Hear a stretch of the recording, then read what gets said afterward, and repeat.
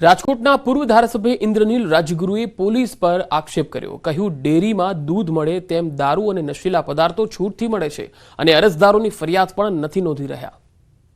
જ્યારે સુપ્રીમ કોર્ટનો આદેશ છે કે એફઆઈઆર તુરંત નોંધી લેવાનું, એ લોકો પાસે સત્તા છે કે તપાસ કરીને સી સમરી ભરી શકાય ખોટી ફરિયાદ હોય તો, પરંતુ ફરિયાદ જ નહીં લેવાની.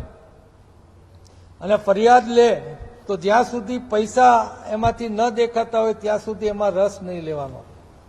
એવા જ એક ગંભીર ગુના જે પોલીસ દ્વારા થઈ રહ્યો છે. નાબાલિગ દીકરી ઘરમાંથી ગુમ હોય, એની ફરિયાદ થાય અને એને મહિનો સવા મહિના સુધી એના મા બાપને એનો જવાબ ન મળે, આનાથી ખરાબ સુરક્ષાની વ્યવસ્થા હોય જ ન શકે. રાજકોટમાં આરોગ્ય વિભાગ સતત ત્રીજા દિવસે એક્શનમાં છે. રણછોડનગર 5 વિસ્તારમાં ઘીના નમૂના લેવામાં આવ્યા. જય રાધે બ્રાન્ડના નામે ઘી બનતું હતું. ઘીનો જથ્થો શંકાસ્પદ હોવા અને બાતમીના આધારે આરોગ્ય વિભાગ દ્વારા કાર્યવાહી કરાઈ. ઘીમાં એડલ્ટરન્ટ ઉમેરાતા હોવાનો પણ શંકા છે, જેની તપાસ થઈ રહી છે. લૂઝ ઘી 30 કિલો અને જય રાધે બ્રાન્ડ રિફાઇન્ડ સનફ્લાવર ઓઇલનો 134 લીટરનો જથ્થો સીઝ કરાયો છે. અલગ અલગ બંનેના નમૂના લેવામાં આવ્યા. પરીક્ષણ અર્થે તેને લેબમાં મોકલી આપવામાં આવ્યા.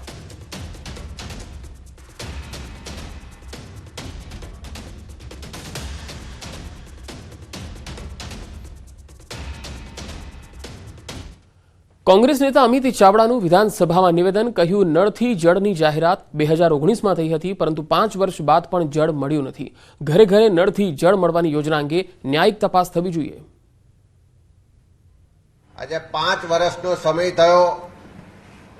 આ ગુજરાતની ડબલ એન્જિન સરકારે આ પૈસામાંથી શું કર્યું, એના પ્રશ્નોત્તરીના જવાબમાં જોવા મળ્યું કે છેલ્લા 3 વર્ષમાં કેન્દ્ર સરકાર તરફથી આ યોજના માટે 7,500 કરોડ રૂપિયા મળ્યા.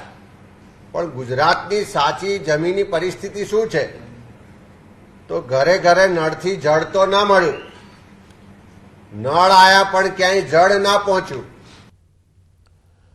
જમજોધપુરના ધારાસભ્ય હેમંત ખવાનું નિવેદન. એમણે કહ્યું છે કે આ બજેટ યુવાનો, ગામડાઓ અને ખેડૂત વિરોધી બજેટ છે.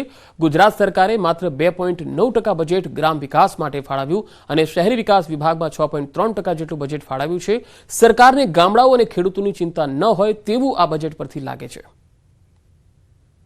ની અંદર ગ્રામ વિકાસ વિભાગને ટોટલ બજેટના માત્ર 2.9% જેટલું બજેટ ફાળવવામાં આવ્યું છે.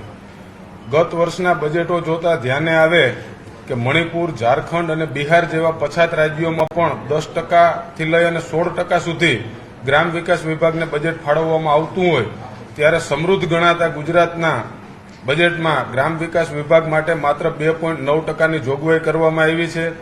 શહેરી વિકાસ વિભાગમાં 6.3%ની, એટલે ગ્રામ વિકાસ વિભાગ કરતા લગભગ ડબલ કરતા પણ વધારે શહેરી વિકાસ અંતર્ગત જોગવાઈ કરવામાં આવી છે.